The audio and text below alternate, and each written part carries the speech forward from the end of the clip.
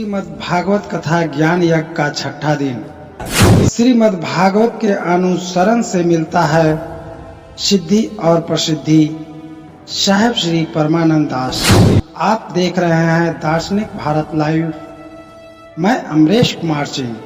फतुहा शहर के ग्राम रुकुनपुर में कबीर चौक श्री रामचंद्र धाम के परिसर में विश्व कबीर मानव उत्थान मंच के द्वारा आयोजित श्रीमद् भागवत कथा ज्ञान यज्ञ के छठा दिन व्यासपीठ का पूजन महंत दयानंद दास और महंत सज्जन दास के द्वारा गंध पुष्प और दीप प्रज्वलित कर किया गया। व्यासपीठ पर विराजमान भागवताचार्य संत सुरेंद्र दास शास्त्री ने अपने कथा में भगवान और भक्त के बीच संबंधों का विस्तृत चर्चा करते हुए कहा, भगवान भाव के भूखे होते हैं। सहृदय मनुष्य को सहज ही परमात्मा की प्राप्ति हो जाती है। वहीं जो दूसरे दुराचारी और अहंकारी होता है उनके लिए भक्ति का मार्ग आसान नहीं होता। मंच की अध्यक्षता करते हुए साहेब श्री परमानंद दास ने कहा, विश्व कबीर मानव उत्थान मंच का उद्देश्य लोगों में ज्ञान रूपी प्रकाश और मानवतावादी संदेशों को पहुंचाना है। मनुष्य अपने जीवन में सद्कर्मों का पहचान कर अपने मुश्किल जीवन को सरल बना सकता है। श्रीमद् भागवत में संत महात्माओं का स्थान सबसे ऊपर बताया गया है, जिसके अनुसरण से सिद्धि और प्रसिद्धि प्राप्त होती है। मनुष्य को अपने जीवन में किसी न किसी को आदर्श गुरु मानकर अपने जीवन पथ पर आगे बढ़ना चाहिए। मंच का संचालन पत्रकार अमरेश कुमार सिंह ने किया और कहा, लोग अज्ञानता के कारण भाग दौड़ के जिंदगी में अपने आप को समझने का प्रयास नहीं करते। झूठ और छल प्रपंच में फंसकर अपने अनमोल जीवन को समस्याओं के मकर जाल में बांध रखा है। परिवार हो या समाज, देश हो या पूरी दुनिया, सभी जगह विवाद और अशांति का वातावरण है। एक समस्या से निकल भी जाएं तो दूसरी बड़ी समस्या और विवाद में फंस जाते हैं। ऐसे हालात में केवल भक्ति मार्ग और संत महात्मा व दार्शनिकों का ज्ञान ही है जो लोगों को इन समस्याओं से मुक्त करा सकता है। महंत सुभान दास, महंत सज्जन दास ने भी अपने दार्शनिक विचारों से लोगों को कृतार्थ किया। तत्पश्चात संध्या आरती और श्री कृष्ण लीला मंडली द्वारा भव्य सांस्कृतिक प्रस्तुति दी गई। इस दौरान महंत शिवानंद शास्त्री, महंत शिवानंद दास, महंत रामजी दास, महंत प्रहलाद दास सहित कई लोग मौजूद थे। अन्य लोगों में मुकेश कुमार पार्थ, रवि कुमार, प्रकाश दास, कमलेश कुमार, प्रिंस कुमार, गोविंद कुमार और शुभम कुमार सिंह मौजूद थे। विश्व कबीर महामानव समाज सुधार उत्थान हेतु श्रीमद् भागवत ज्ञान कथा महायज्ञ का भव्य दिव्य आयोजन किया गया है। इसमें पधारे हुए भागवत भास्कर संत श्री सुरेंद्र दास जी अयोध्या एवं हमारे परेवा पंचमठाधीश्वर क्रांतिकारी संत हमारे श्री सुभान दास जी एवं जो वृंदावन हम धाम को देख रहे हैं, साक्षात उस धरती पर रहने वाले महंत हमारे महंत श्री रामदास जी गुरु और शिष्य के साथ पधारे हुए हैं एवं उपस्थित दूर दराज से अनेक गांवों से पधारे हुए धर्म प्रेमी सज्जनों, माताओं, बहनों, प्यारे बच्चों, भारत के होनहार धरोहर लाल छात्र और छात्राओं, नौजवानों, विद्वानों, पहलवानों, सबके लिए मंगलमय कामना, शुभकामना। ब्रह्मा पूछल जनी से कर जोड़ी शीश नवाए, कौन रूप वह पुरुष है कहूँ माता समझाए। मैं संक्षेप में सुना रहा हूं। खुद ब्रह्मा जी का मन में शंका हुआ तो माता से पूछते हैं, तो माँ कहती है रेख रूप यही है नहीं, अधर धरो नहीं दे, गगन मंडल के मध्य में देखा पुरुष विदेह। माँ कहे कि न कोई आकार है, न प्रकार है, न कोई रूप है, उसका कोई रूप नहीं है। बाकी हम एक जैसे फोटो है भगवान कृष्ण, या और हम देखते ही हमारा याद दिलाता है, फोटो से यह याद दिलाता है कि ना हमारे भगवान है, वो आपके अंदर ही दिखाई देगा।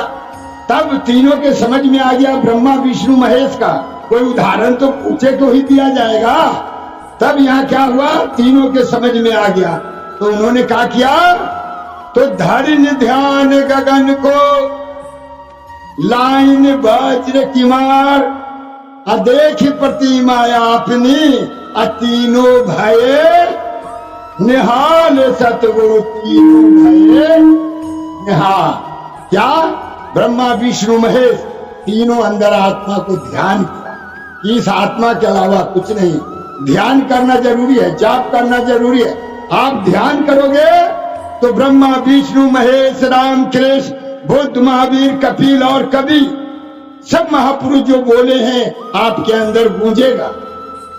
वही महापुरुषों के शास्त्रों के हम लोग अध्ययन के बल पर बोल रहे हैं।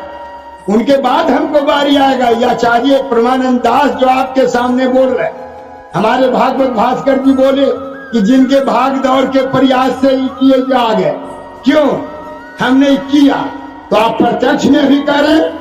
इंद्रियार सन्निकट से जन्यम ज्ञानम प्रत्यक्षम, न्याय शास्त्र का मंत्र।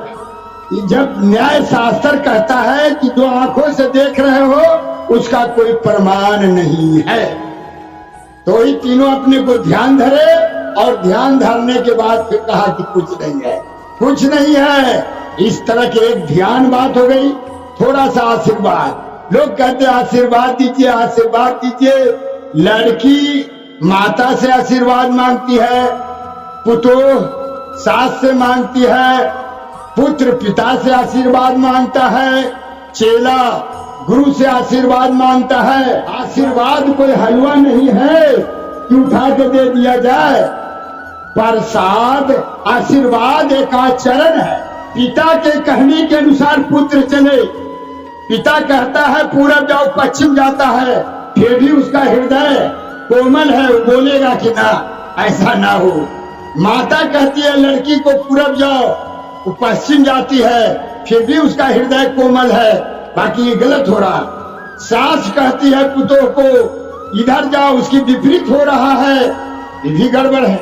अब सास है या ससुर है, क्या चाहता है अंतवस्था में, वो वृद्ध अवस्था हो गया है। पिता पुत्र है तो पिता को इतना शाम को खाली पूछे कि पिताजी आपने भोजन किया, प्रेम से जरा, वो गदगद हो जाएगा। अब उतना ही नहीं, वृद्ध होने पर शरीर क्या होता है कि पैर दबाने के लिए कहता है नहीं, क्योंकि हम महंत जी को देखे थे कि थोड़ा जब दबाते थे कहने फिर दबाओ, एकदम थके हुए थे कि मेरे खोने नहीं लचक चलता है, तो दबाते रहते थे। होता है क्या कि वृद्ध अवस्था में थोड़ा सेवा होता है, तो यदि पुत्र है पिता को भोजन पूछा, कहा कर थोड़ा दे 5 मिनट उसको पैर दबा, उसका हृदय गदगद हो जाएगा।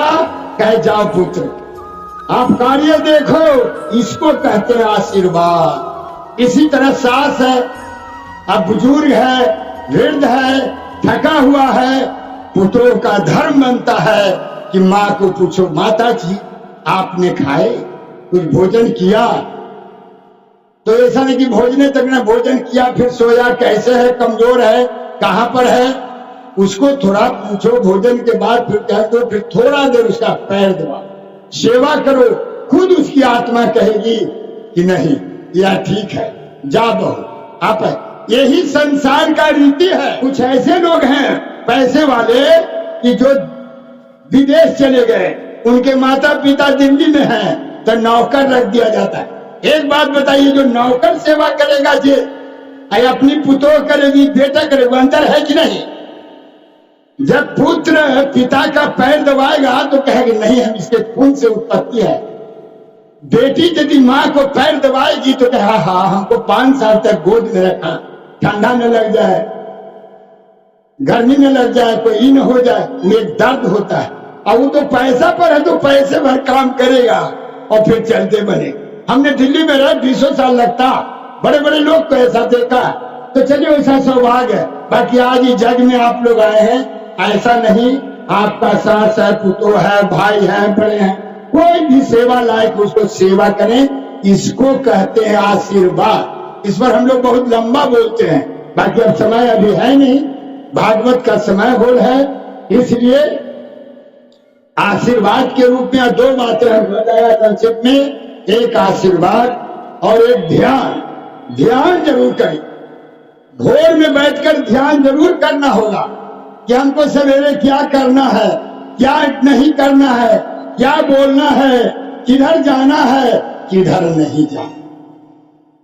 तो चलिए सबके लिए मंगल में कामना, शुभकामना। सर्वे भवन्तु सुखिनः, सर्वे सन्तु निरामया, सर्वे भद्राणि पश्यन्तु, मा कश्चित् दुर्भाग् भवेत्।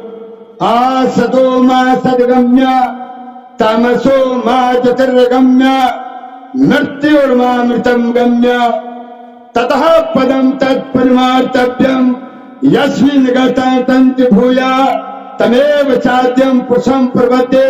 यतः प्रवृत्ति प्रसृता पुराणी, निर्माण मोहादि संग दोषा, अध्यात्मिकता विमृत्ति काम, द्वंद्वमुक्ता सुदोष संगे, गच्छन्ति मूढ़ा पर न तद्भासते सूर्यो न शतांको न पाप कहा, यद गत्वा तन्ते तद्धाम परमं मम, ममैवांशो जीवलोके चिद्भूतः सनातनः।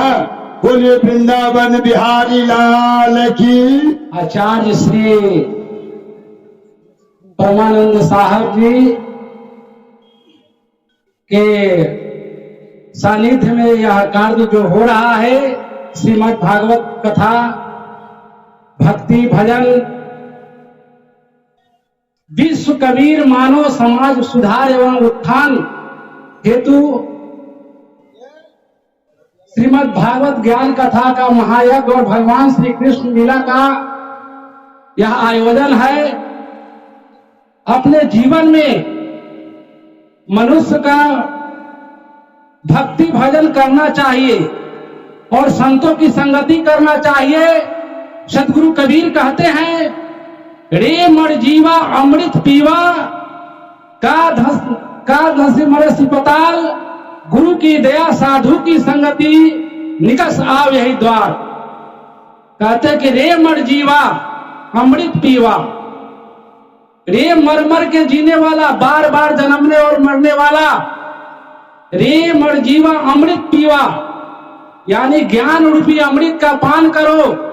का धसी मर सिपताल, बार बार जन्मते हो और मरते हो, इसलिए गुरु की संगति और साधुओं की सेवा करो, जिससे बार बार जन्मना और बार बार मरना दूर हो जाए। इसलिए भजन भक्ति के लिए यह कार्यक्रम चल रहा है। आप लोग सभी लोग संकल्प करें कि आहार शुद्ध हो, सत्व शुद्ध हो।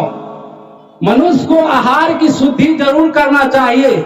इस यज्ञ में जितने लोग आए हुए हैं, कम से कम मांस मदिरा का सेवन ना करें। एक अपना जो है कम से कम इतना जो है संकल्प करे कि हम शुद्ध शाकाहारी बने। शाकाहारी रहना बहुत जरूरी है। यदि शाकाहारी नहीं रहेंगे लोग तो व्यभिचार बढ़ते जा रहा है इस संसार में, और व्यभिचार बढ़ते रहेगा। इसलिए इस यज्ञ में कम से कम सभी लोग संकल्प करें कि हम शाकाहारी बने, मद मांस का सेवन नहीं करें, ताकि व्यभिचार होना बंद हो, और नहीं तो व्यभिचार खत्म नहीं होगा। मैं इसी के साथ अपने वाणी को विराम देता हूँ। विश्व कबीर महामारी समाज सुधार एवं उत्थान हेतु श्रीमद् भागवत ज्ञान कथा महाजन और भागवत श्री लीला का निवेदन किया गया है। इसलिए आप लोग कृपा करके तन मन धन से सेवा को इसे भजन चला रहा है। जल गंगा नहाले प्यारे माँ गंगा गोता लगा रहा हो, वो प्रयागराज में लगा रहा हो। जल गंगा नहाले प्यारे मना, जल गंगा नहाले प्यारे मना, जल गंगा नहाले प्यारे मना, जल गंगा नहाले प्यारे मना। हार माथ के बनी है काया, मूरख मन क्यों देख बुलाया। जय शक्ति हटा ले प्यारे मना, जय गंगा नहा ले प्यारे मना। दुष्ट जनों को छोड़ो संगा, सत्संगति है निर्मल गंगा। पाप सारे भुला ले प्यारे मना, जय गंगा नहा ले प्यारे मना। सत्संगति है काशी नगरी, मन का मैल छुड़ाए सगरी। आके गोता लगा लो प्यारे मना, जय गंगा नहा लो प्यारे मना, जय गंगा नहा लो। जय गंगा रूपी अब गोता लगा लो। ये लिखा है मूल मंगल में सब समाजू और जो जग जन्म तीरथ राजू। आज ने प्रयागराज लगाए हमारा स्वामी जी प्रवण साहब स्वामी जी विश्व का कल्याण करने के लिए संसार में कोई जन का पुण्य है, पुण्य है तब इनका उदय हुआ है। आप संसार के जीव को चेता रहे हो। इतने भारी मेला लगा दिए, प्रयागराज में 1 महीना के लगाए और हरिद्वार में 1 महीना के लगाए। आपके गाँव गुरुकुल धाम बना लिया। पूरा कवि मेरा आदर्श ग्राम को पूरा फतवा। रामचंद्र धाम की, रामचंद्र धाम की अभिभावक जन, आप सबों को सादर प्रणाम है, नमन है। आज के जीवन में आप देख रहे हैं कि आपके आसपास, आपके परिवार में, आपके समाज में किस तरह से लोगों के अंदर बड़ा परिवर्तन हो गया है। समाज के जितने भी लोग हैं सब सुख की आशा करते हैं, श्रेष्ठ बनने के लिए प्रयास करते हैं, पर ऐसा हो नहीं पाता। भाई भाई में झगड़ा है, पिता पुत्र में झगड़ा है। कहने का मतलब है कि अगर आप समाज से ऊपर बढ़ते हैं तो जात जात में झगड़ा है, यहाँ से ऊपर उठते हैं तो देश देश में झगड़ा है। तो समझने वाली यही है कि हमारे आचार्य श्री साहब जी ने मनुष्यों के उत्थान के लिए जो संस्था का निर्माण किया, तो आखिर उत्थान हो तो कैसे है।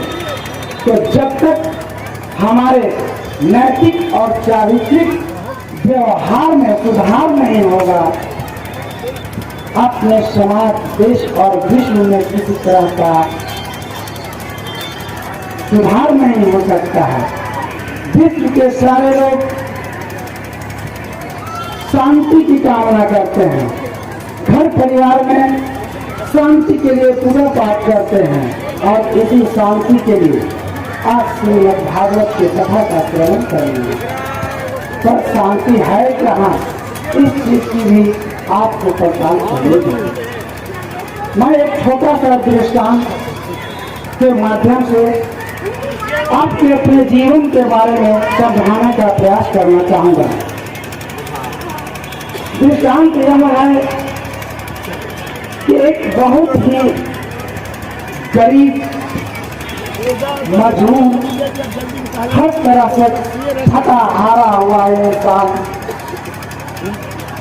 अपने समय के सदगुरु के पास जाता है और बड़े ही विनम्र भाव से कहता है, गुरुदेव,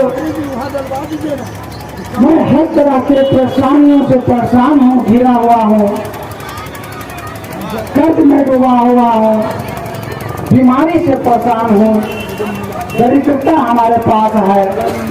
आप कोई ऐसा उपाय कीजिए कि हमारे इन कष्टों से छुटकारा मिल सके। शिष्य की बातों को सुनकर गुरु महाराज को दया आ गई और उन्होंने काफी विचार कर कहा, ठीक है, तुम कल मेरे पास आना, तुम्हें मैं वो वस्तु दे दूंगा जिससे कि तुम्हारा हर तरह का कल्याण हो जाएगा, तुम्हारी समस्याओं का समाधान हो जाएगा। पुनः दूसरे दिन अपने गुरु महाराज के चरणों में वह भक्त आता है। आने के बाद गुरु महाराज उन्हें एक बेशकीमती वस्तु देते हैं जिसे आप पत्थर कह सकते हैं, मणि कह सकते हैं, और इसके साथ ही उन्होंने कहा कि जाओ संसार में जाओ और इस सामान का कीमत पता लगा करके मेरे पास आओ, इसे बेचना नहीं है, सिर्फ कीमत मालूम करना है। वह गरीब पास के बाजार में गया जहाँ सब्जी बेचने वाला रहता था। कहा कि भैया हमारे पास एक पत्थर है, इसे तुम लो और क्या इसका कीमत दोगे? सब्जी वाले ने कहा क्योंकि वह पत्थर नहीं, वह दुनिया का सबसे अनमोल रत्न था, वह पार्थी था, वह समझ गया। वो कहा कि तुम मेरा पूरा दुकान ले लो, पर ये पत्थर मुझे दे दो। इस तरह से वह दास कहा कि भैया अभी बेचना नहीं है, मुझे थोड़ा आगे जाता हूँ। वह अपने क्षेत्र के गांव के सेठ के पास गया, सेठ जी ये पत्थर रख लो और मुझे जो होता है उसे दे दो। सेठ कहता है कि मेरा पूरा राजपाट ले लो और ये पत्थर मुझे दे दो, इसकी कीमत है। तब उसे तो अपने गुरु महाराज की बात याद थी, अंत वह उस पत्थर को लेकर राज दरबार में पहुंचा। राजा भी उस पत्थर को देखकर अचंभित हो गए कि आखिर यह इतना मूल्यवान वस्तु इसके पास आया कहाँ से। वो कहा राजा कि तुम मेरे सिंहासन पर बैठ जाओ बेटे, लेकिन ये पत्थर मुझे दे दो। उस सेवक को अपने गुरु महाराज की बातें याद थी, इसलिए उन्होंने कहा कि नहीं साहब अभी रुकिए, बेचना नहीं है। वह पुनः अपने गुरु महाराज के पास आया और कहा कि महाराज मैं समझ गया, अब मेरे पास किसी तरह की कष्ट नहीं है। तो यह दृष्टांत यह बतलाता है कि आपके इस जीवन में आप जो जीवित हैं, आपके अंदर जो श्वासें चल रही हैं, यही दुनिया का सबसे अनमोल रत्न है, पत्थर है। मानुष जन्म अनमोल है, मिले न बारंबार। आपको याद नहीं है, पर श्रीमद् भागवत में भगवान कहते हैं कि यह जीवन अनंत काले का देन है, कई बार आते हैं जाते हैं। तो यह जीवन भूल सुधार का एक अवसर है। इसी जीवन में हम अपने मन वचन कर्म से सुधार कर अपने इस जीवन को कृतार्थ कर सकते हैं। मेरा हो जाएगा, मेरा हो जाएगा, मैं उसकी हो जाऊंगी। वो मेरा हो जाएगा, मैं उसकी हो जाऊंगी। दुल्हनिया शाम किया उसमें शर्माऊंगी, उसमें शर्माऊंगी।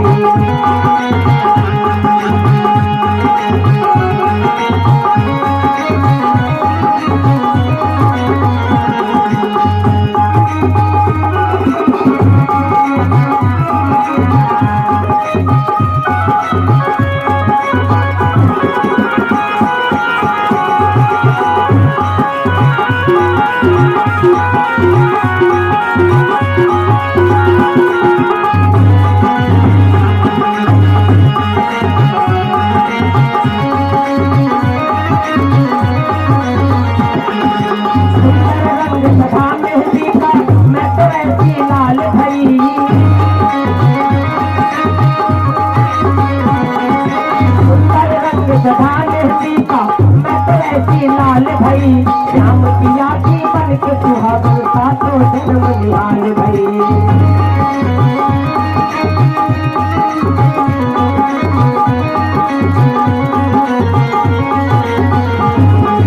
सदा सुहागन कहलाऊंगी सदा सुहागन कहलाऊंगी जीवन सफल बनाऊंगी सदा सुहागन कहलाऊंगी जीवन सफल बनाऊंगी बन दुल्हन श्याम पिया की सपन करी पहचाऊंगी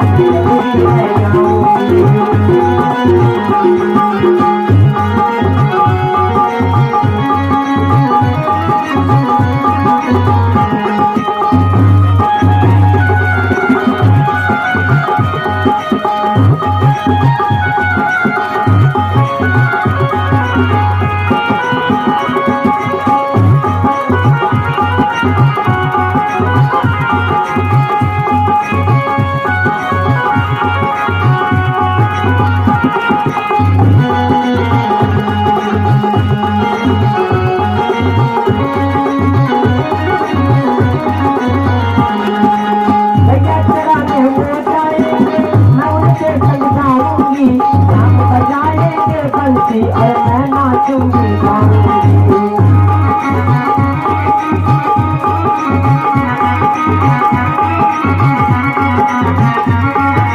क्योंकि तुम जहाँ जहाँ जाओगे ना मैं वहीं वहीं तेरे पीछे जाऊंगी। तो कन्हैया ने पूछा कि तूने जिसे ब्याह किया है जिससे तुमने 7 जन्मों का बंधन जोड़ा है उसका क्या होगा?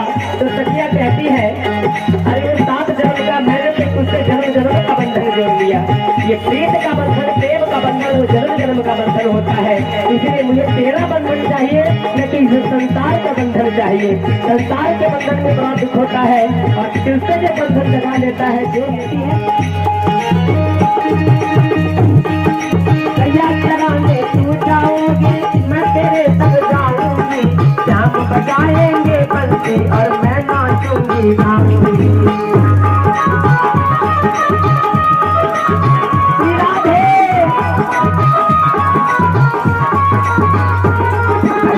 जाएंगे श्याम पिया